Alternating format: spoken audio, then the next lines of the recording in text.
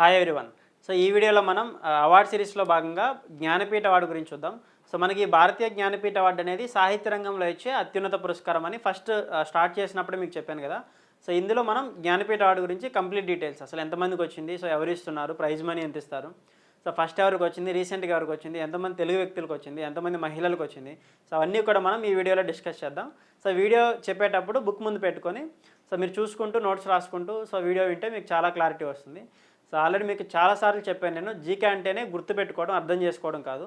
So మీకు way of learning ఎలా నేర్చుకోవాలో తెలిస్తే మీరు అసలు నా మీద డిపెండ్ అవ్వరు.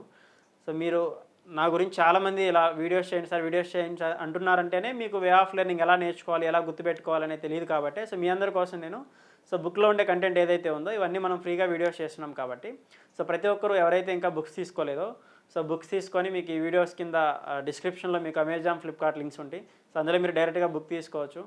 సో అలా బుక్స్ తీసుకొని మీరు బుక్ ముందు పెట్టుకొని ఈ వీడియోస్ కానీ చూస్తూ ఉంటే సో సబ్జెక్ట్ అనేది చాలా ఈజీగా గుర్తుపెట్టుకోవచ్చు. సో ఇప్పుడు మనం జ్ఞానపీఠ అవార్డు గురించి చూద్దాం. సో ఇది మనకి భారతదేశంలో సాహిత్య రంగంలో ఇచ్చే అత్యున్నతమైన పురస్కారం ఏంటంటే so Jnanpith award, highest literacy award in India. అదే మనకి ప్రపంచంలో అయితే నోబెల్ శాంతి బహుమతి వస్తుంది, నోబెల్ సాహిత్య రంగం బహుమతి వస్తుంది, Nobel literature prize. So Nobel తర్వాత మనకి బుక్కర్ ప్రైజ్ అవార్డు వస్తుంది. సో దాని తర్వాత ఇంటర్నేషనల్ బుక్కర్ ప్రైజ్ ఇలా ఉంటాయి. సో భారతదేశం అంటే మీరు జ్ఞానపీఠ అవార్డు గుర్తుపెట్టుకోండి. సో జ్ఞానపీఠ అవార్డు మనకి ఎవరు ఇస్తారంటే మనకి భారత ప్రభుత్వమే ఇస్తుంది. సో జ్ఞానపీఠ అవార్డు అందజేసే సంస్థ భారతీయ జ్ఞానపీఠ్ ఫౌండేషన్ అనే ఆర్గనైజేషన్ ఇస్తుంది. సో భారత ప్రభుత్వం కాదు, ఇది ఒక ప్రైవేట్ సంస్థ అనమాట, భారతీయ జ్ఞానపీఠ్ ఫౌండేషన్. సో దీన్ని స్టార్ట్ చేసింది ఎవరంటే మనకి సాహు శాంతి ప్రసాద్ జైన్, సో అతని భార్య శ్రీమతి రోమా జైన్ అనే ఇద్దరు వ్యక్తులు మనకి ఈ భారతీయ జ్ఞానపీఠ్ ఫౌండేషన్ అనే ఆర్గనైజేషన్ని స్టార్ట్ చేశారు. సో భారతదేశంలో కేంద్ర సాహిత్య అకాడమీ అనే అవార్డు అనేది ఒకటి ఉంటుంది. సో ఇది మనకి భారత ప్రభుత్వం ఇస్తుంది. కానీ ఇండియాలో మనకి సాహిత్య రంగంలో ఇచ్చే అత్యున్నత పురస్కారం అంటే మాత్రం సో జ్ఞానపీఠ అవార్డు. ఎందుకంటే ఇది మనకి ఎవ్రీ ఇయర్ ఒక మెంబర్కే ఇస్తారు, కొన్ని సంవత్సరాలు ఇద్దరికి ఇచ్చారు.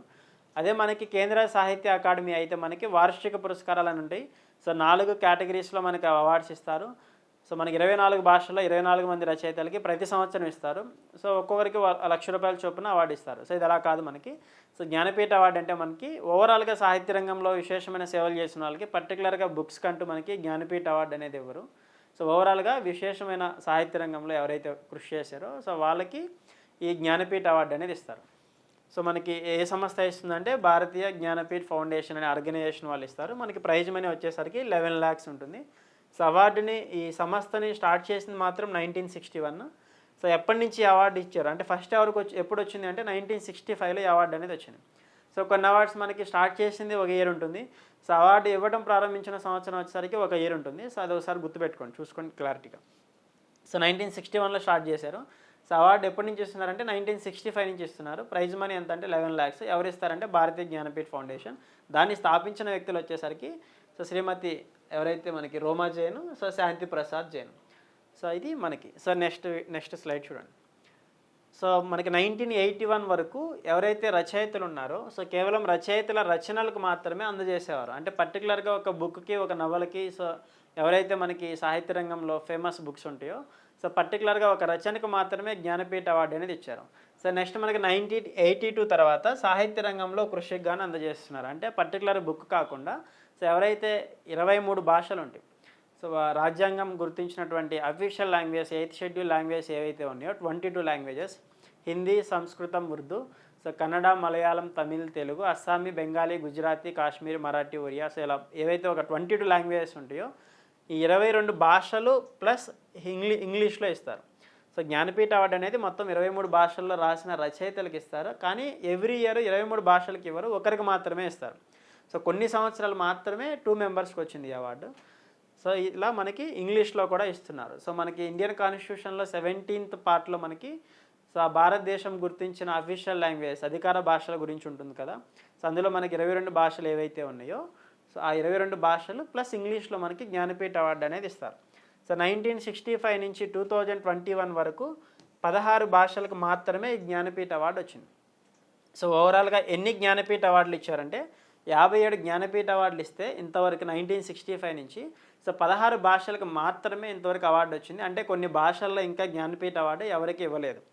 సో జ్ఞానపీఠ అవార్డు ఇప్పటివరకు ఎక్కువ సార్లు పొందిన భాష హిందీ. సో హిందీ రచయితలకి ఎక్కువ సార్లు మనకి జ్ఞానపీఠ అవార్డు అనేది వచ్చింది. సో 11 మంది రచయితలకి జ్ఞానపీఠ అవార్డు అనేది వచ్చింది. సో 11 అనగానే మనకి మళ్ళీ హాకీ, క్రికెట్, ఫుట్బాల్లో మనకి 11 మెంబర్స్ ప్లేయర్స్ ఉంటారు.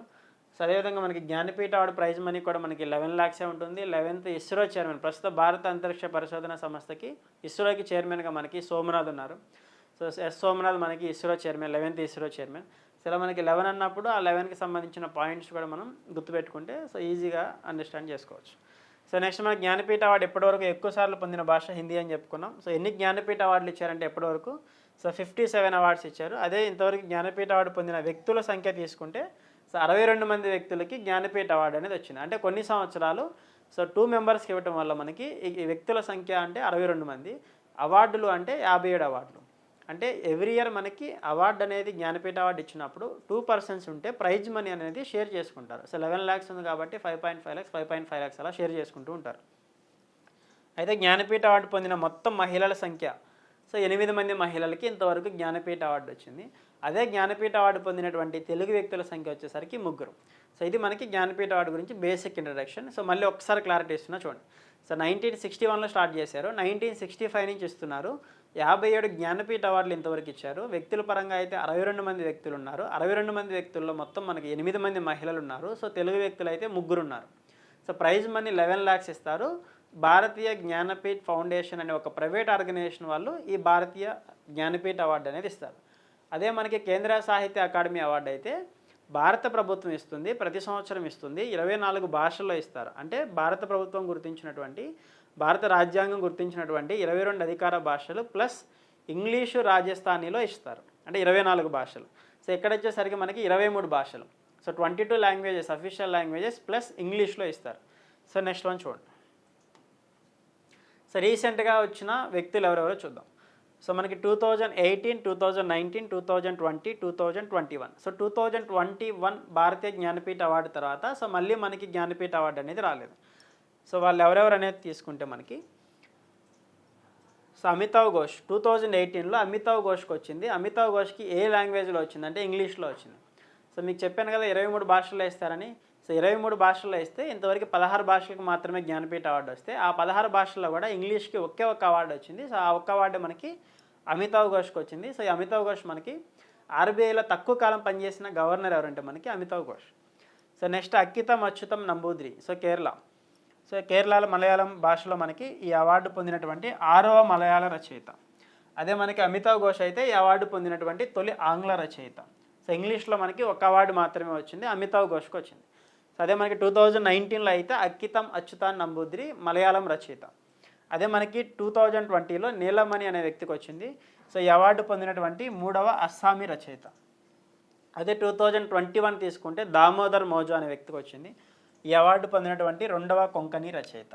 సో ఇవి మనకి recent awards. So match of the following అడుగుతారు కాబట్టి సో 2018, 2019, 2020, 2021 అమితావ్ ఘోష్, 2019లో అక్కితం అచ్యుతాన్ నంబూద్రి, 2020లో నీలమణి, 2021లో దామోదర్ మోజో. సో ఇలా మనం రీసెంట్గా 4 గుర్తుపెట్టుకోండి. సో నెక్స్ట్ అదే పేర్లు 2018లో అమితావ్ ఘోష్కి వస్తే 2019లో అక్కితం అచ్యుతాన్ నంబూద్రి, 2020లో నీలమణి అనే వ్యక్తికి వచ్చింది. సో 2021లో దామోదర్ మోజో అనే వ్యక్తికి వచ్చింది. సో ఇలా మీరు ఇమేజెస్ చూడటం వల్ల సో మీరు ఈజీగా గుర్తుపెట్టుకోవచ్చు. So next one.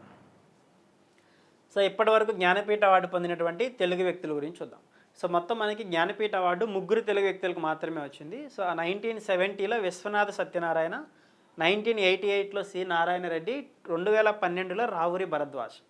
సో మనకి విశ్వనాథ సత్యనారాయణ శ్రీ రామాయణ కల్పవృక్షం అనే నవలకు వస్తే, సి నారాయణ రెడ్డి విశ్వంబర అనే నవలకు వచ్చింది. రావురి భరద్వాజ్ రచన వచ్చేసరికి పాకుడు రాళ్ళు. సో ఇలా మనకి 1970, 1988, 2012 ఇయర్స్ కూడా చాలా important. So Viswanatha Satyanarayana, C Narayana Reddy, Raavuri Bharadwaj. So Viswanatha Satyanarayana రాసినటువంటి నవల శ్రీ రామాయణ కల్పవృక్షం.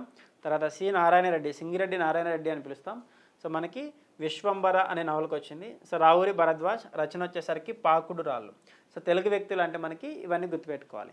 సో ఇది మనకి ఈ జ్ఞానపీఠ అవార్డు గురించి. సో నెక్స్ట్ అవార్డ్ సిరీస్లో భాగంగా నెక్స్ట్ వీడియోలో ఇంకొక అవార్డు గురించి చెప్తాను. Okay, thank you. అవార్డ్ సిరీస్లో భాగంగా నెక్స్ట్ అవార్డు వచ్చేసరికి మనకి కేంద్ర Sahitya Akademi award. So previous వీడియోలో మీకు జ్ఞానపీఠ అవార్డు గురించి చెప్పుకున్నాం. సో జ్ఞానపీఠ అవార్డు అనేది ఒక ప్రైవేట్ ఆర్గనైజేషన్, భారతీయ జ్ఞానపీఠ ఫౌండేషన్ అనే సంస్థ ఆ జ్ఞానపీఠ అవార్డు అనేది ఇస్తుంది. భారతదేశంలో సాహిత్య రంగంలో ఇచ్చే అత్యున్నతమైన అవార్డే మనకి జ్ఞానపీఠ అవార్డు. అదే కేంద్ర సాహిత్య అకాడమీ అవార్డు అయితే మనకి భారత ప్రభుత్వం ఇస్తుంది. సో ఇది కూడా మనకి ఎగ్జామ్ పాయింట్ ఆఫ్ వ్యూలో ఇంపార్టెంట్. సో దాని గురించి ఒకసారి డిస్కస్ చేద్దాం. సో మనకి కేంద్ర సాహిత్య అకాడమీ ఏర్పాటు చేసింది ఎప్పుడంటే మనకి 1954. సో ఈ అవార్డు ఎప్పటి నుంచి ఇస్తున్నారంటే మనకి 1955 నుంచి. అంటే ఫస్ట్ అవార్డు ఎప్పుడు ఇచ్చారంటే మనకి 1955లో. అవార్డుని ప్రారంభించింది మాత్రం 1954. సో మనకి భారతరత్న అవార్డుని ప్రారంభించింది కూడా 1954. కేంద్ర సాహిత్య అకాడమీ అవార్డుని ప్రారంభించింది కూడా 1954. పద్మ అవార్డ్స్ని ప్రారంభించింది కూడా 1954. అదేవిధంగా మనకి ప్రపంచంలో మొట్టమొదటిసారిగా జిఎస్టీని అమలు చేసింది కూడా మనకి ఫ్రాన్స్ అనే దేశం 1954. సో 1954 అంటే మీకు ఈ అవార్డ్స్ అన్ని గుర్తు రావాలి. జాతీయ చలనచిత్ర పురస్కారాలను ప్రారంభించింది కూడా మనకి 1954. కేంద్ర సాహిత్య అకాడమీ, జాతీయ చలనచిత్ర పురస్కారాలు, భారతరత్న, పద్మ అవార్డ్స్, ఫస్ట్ జిఎస్టీని ఇంప్లిమెంట్ చేసిన కంట్రీ ఫ్రాన్స్. సో అన్నీ కూడా మనకి 1954 అని గుర్తు రావాలి. సో మనకి ఈ కేంద్ర సాహిత్య అకాడమీ ప్రైజ్ మనీ ఎంత ఉంటుంది అంటే సో 1 lakh రూపీస్ ఉంటుంది. ఇవి వార్షిక పురస్కారాలు ప్రతి సంవత్సరం ఇస్తారు, భారత ప్రభుత్వం అందజేస్తుంది.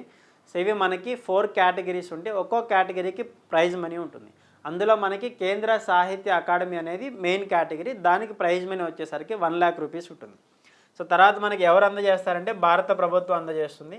సో కేంద్ర సాహిత్య అకాడమీ అవార్డు ఎన్ని భాషల్లో ఇస్తారంటే మొత్తం మనకి 24 భాషల్లో రాసినటువంటి రచయితలకి మనకి అవార్డ్స్ అనేవి అందజేస్తారు. అంటే ఎవ్రీ ఇయర్ మనకి 4 కేటగిరీస్లో 4 కేటగిరీస్ ఇంటూ 24.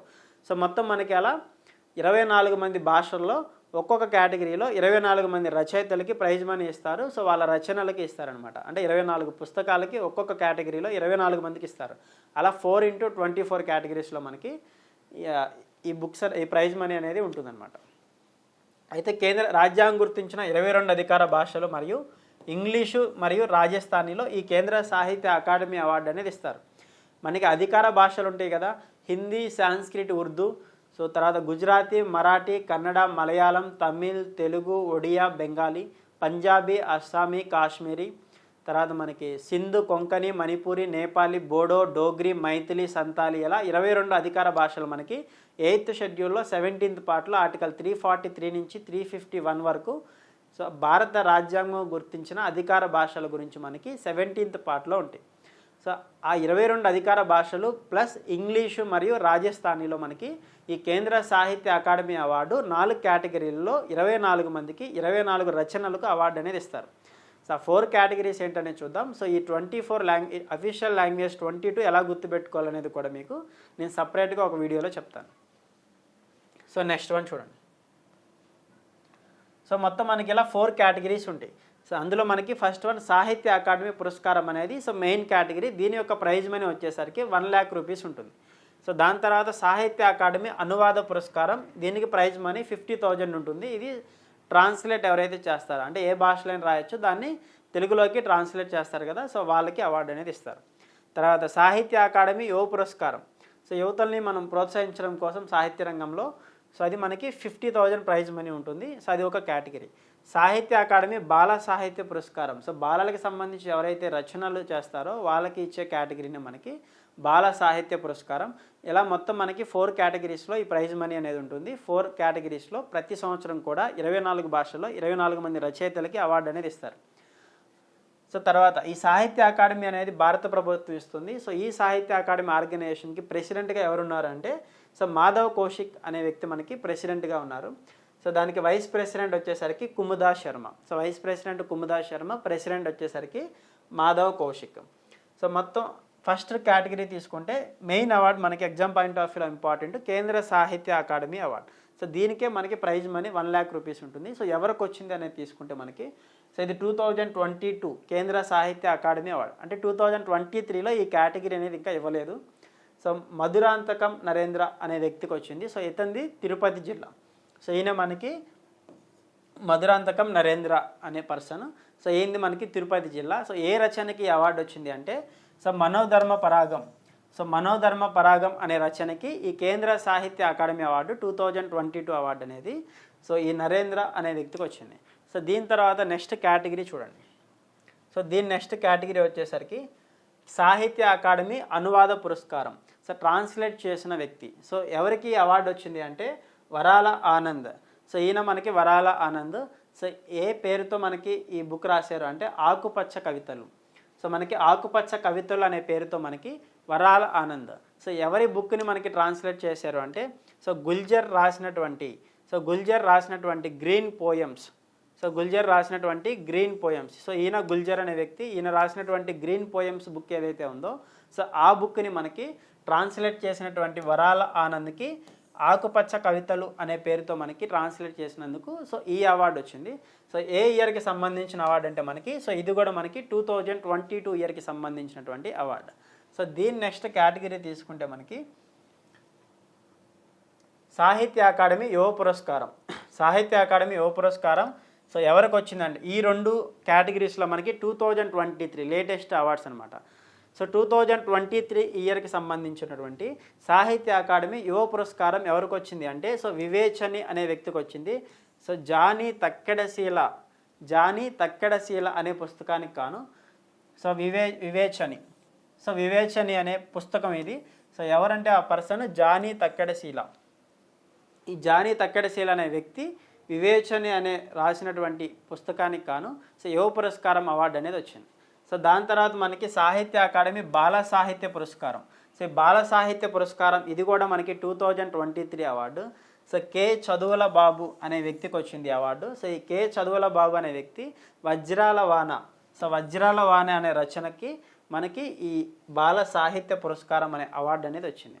సో ఇది మనకి కేంద్ర సాహిత్య అకాడమీ అవార్డు గురించి. సో మొత్తం మనకి 4 కేటగిరీస్ ఉంటాయి. సో మెయిన్గా కేంద్ర సాహిత్య అకాడమీ అనేది ఒక కేటగిరీ అయితే సో దాని తర్వాత అనువాద పురస్కారం, దాని తర్వాత యువ సాహిత్య పురస్కారం, దాని తర్వాత బాల సాహిత్య పురస్కారం. సో ఈ 3 కేటగిరీస్కి 50,000 ఉంటే సో మెయిన్ కేంద్ర సాహిత్య అకాడమీకి సో 1 lakh ప్రైజ్ మనీ ఉంటుంది. సో ఎన్ని భాషల్లో ఇస్తారంటే 24 భాషల్లో ఇస్తారు. సో ఎప్పుడు స్టార్ట్ చేశారంటే 1954లో స్టార్ట్ చేశారు. సో 1955 నుంచి అవార్డ్స్ ఇస్తున్నారు. సో ప్రతి సంవత్సరం కూడా ఈ 4 కేటగిరీస్లో మనకి 24 మంది రచయితలకి సో 24 భాషల్లో అందజేస్తారు. సో భారత రాజ్యాంగం గుర్తించినటువంటి 22 అధికార భాషలు ప్లస్ ఇంగ్లీష్ మరియు రాజస్థానీ. సో దీని తర్వాత మనం ఏదైతే ప్రపంచంలో సాహిత్య రంగంలో ఇచ్చే ఏవైతే Booker prize, international Booker prize awards ఉన్నాయో సో వాటి గురించి డిస్కస్ చేద్దాం. Okay, thank you. So award సిరీస్లో భాగంగా మనం ఇప్పుడు చెప్పుకోబోయే అవార్డు వచ్చేసరికి so Booker prize, international Booker prize గురించి చూద్దాం. సో మనకి సాహిత్య రంగంలో నోబెల్ లిటరసీ ప్రైజ్ తర్వాత సో ఇంపార్టెంట్ అవార్డ్స్ ఏంటంటే మనకి సో బుక్కర్ ప్రైజ్ ఒకటి, దాని తర్వాత మనకి ఇంటర్నేషనల్ బుక్కర్ ప్రైజ్ ఒకటి. అయితే ఈ బుక్కర్ ప్రైజ్ అనేది మనకి అత్యంత ప్రతిష్టాత్మక సాహిత్య పురస్కారం. సో నోబెల్ లిటరసీ ప్రైజ్ తర్వాత మనకి ఇంపార్టెంట్ అవార్డు ఏంటి అంటే సో ఈ బుక్కర్ ప్రైజ్ అవార్డు మనకి ఏ ఇయర్లో ఇది స్టార్ట్ చేశారంటే మనకి 1969 నుంచి బుక్కర్ ప్రైజ్ అవార్డు అనేది ఇస్తున్నారు. 68లో స్టార్ట్ చేసినప్పటికీ 69 నుంచి మనకి ఫస్ట్ అవార్డు అనేది ఇచ్చారు. సో మనకి 1969 అంటే భారత అంతరిక్ష పరిశోధన సంస్థ ఇస్రోని ప్రారంభించినప్పుడే, 14 బ్యాంకుల్ని జాతీకరణం చేసినప్పుడే, సో ఆర్థిక శాస్త్రంలో నోబెల్ అవార్డుని ప్రారంభించినప్పుడే, చంద్రుడి మీదకి వెళ్ళిన మొట్టమొదటి మానవుడు నీల్ ఆర్మ్స్ట్రాంగ్ అప్పుడే వెళ్ళారు. సో ఎకనామిక్స్లో నోబెల్ అవార్డుని ప్రారంభించింది, మ్యాన్ బుక్కర్ ప్రైజ్ని ప్రారంభించింది. సో మనకి first nuclear power plant Tarapur, Maharashtra. So ఇవన్నీ కూడా మనకి 1969 అని గుర్తుపెట్టుకోండి. సో నగదు బహుమతి ఎంత ఇస్తారంటే మనకి 50,000 పౌండ్స్ ఇస్తారు. సో బుక్కర్ ప్రైజ్ అనేది ఆంగ్లంలో రాసినటువంటి ఉత్తమ నవలకి ప్రతి సంవత్సరం ఇస్తారనమాట. అయితే స్టార్టింగ్లో మనకి ఏవైతే కామన్వెల్త్ దేశాలు ఉన్నాయో వాటికి మాత్రమే ఈ బుక్కర్ ప్రైజ్ అనేది ఇచ్చేవాళ్ళు. సో తర్వాత మనకి ఏ దేశం వాళ్ళకైనా ఈ బుక్కర్ ప్రైజ్ ఇస్తారనమాట. అయితే కంపల్సరీ ఇంగ్లీష్లోనే రాసి ఉండాలి. సో ఇది మనకి బుక్కర్ ప్రైజ్. సో ఇది మనకి ఎక్కడ ఇస్తారంటే మనకి లండన్లో ఇస్తారు. సో ఇంతవరకు బుక్కర్ ప్రైజ్ ఫస్ట్ మనకి 1969లో ఎవరికి వచ్చింది అంటే P H Newby something to answer for అనే నవలకు వచ్చింది. So 1971 VS Naipaul. సో భారత సంతతి చెందిన వ్యక్తికి ఒకే ఒక వ్యక్తికి బుక్కర్ ప్రైజ్ వచ్చింది. సో తను ఎవరంటే మనకి విఎస్ నైపాల్. తర్వాత 2022లో మనకి షెహన్ కరణ్ తిలక్ అనే వ్యక్తికి వచ్చింది, శ్రీలంక దేశస్థుడు.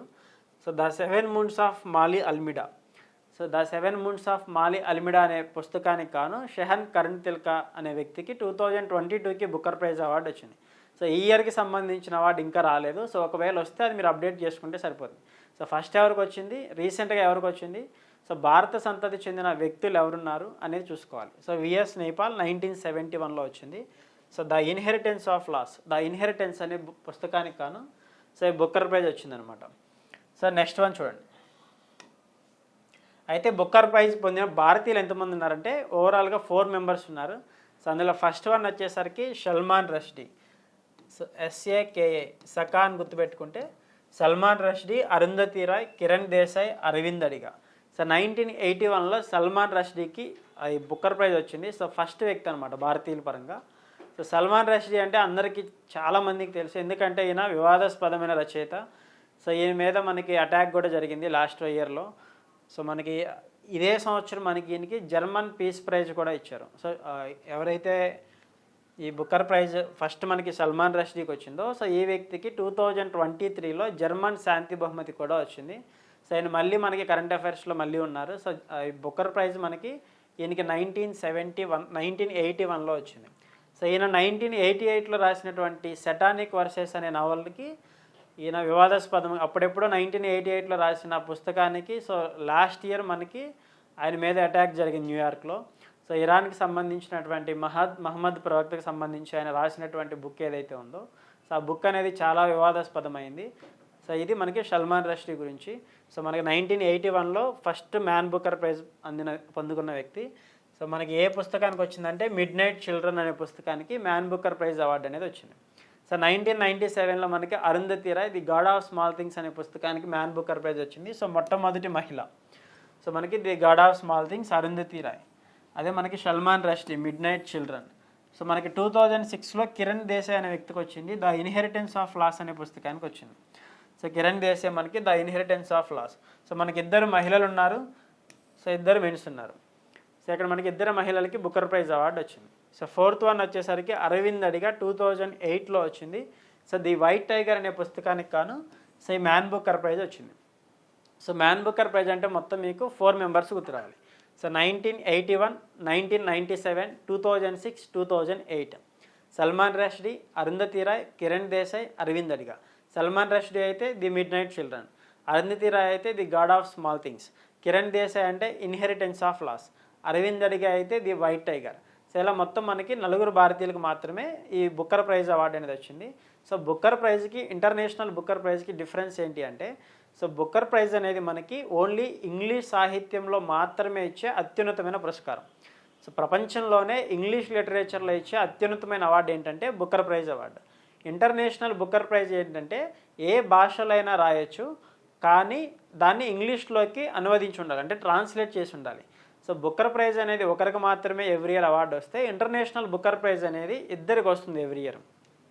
సో రెండిటికి కూడా మనకి ప్రైజ్ మనీ అనేది 50,000 పౌండ్స్ ఇస్తారు. సో లండన్లో ఇస్తారనమాట. సో నెక్స్ట్ వన్ చూడండి. సో ఇది మనకి ఇంటర్నేషనల్ బుక్కర్ ప్రైజ్ గురించి. సో ఇంటర్నేషనల్ బుక్కర్ ప్రైజ్కి మెయిన్ డిఫరెన్స్ వచ్చేసరికి అది ఇంగ్లీష్లో ఇస్తారు, ఇది అన్ని భాషల్లో ఇస్తారు, కానీ ఇక్కడ 2రికి వస్తుంది ప్రైజ్ మనీ అనేది. సో ఈ అవార్డుని ఏర్పాటు చేసిన సంవత్సరం 2004, అవార్డు ఇవ్వడం ప్రారంభించిన సంవత్సరం 2005. సో ప్రైజ్ మనీ వచ్చేసరికి 50,000 పౌండ్స్ ఇస్తారు. సో అంతర్జాతీయ బుక్కర్ ప్రైజ్ అనేది ప్రతి సంవత్సరం UK లేదా ఐర్లాండ్లో ప్రచురితమైన అనువాద కల్పనకు ఇవ్వబడుతుంటుంది. సో మనకి అంటే ఏ దేశం వాళ్ళైనా కూడా పుస్తకాలు అనేది రాయొచ్చు, కానీ కంపల్సరీ కూడా మనకి సో ఇక్కడ UK, సో యునైటెడ్ కింగ్డమ్ లేదా ఐర్లాండ్లో మనకి ఇది పబ్లిష్ అనేది చేసి ఉండాలి. అయితే కంపల్సరీ ఇంగ్లీష్లోకి ట్రాన్స్లేట్ చేసి ఉండాలి. సాహిత్యంలో అందించే ఈ బహుమతిని 2005 నుంచి 2015 వరకు ఎవ్రీ 2 ఇయర్స్కి ఈ అవార్డు అనేది ఇచ్చేవాళ్ళు.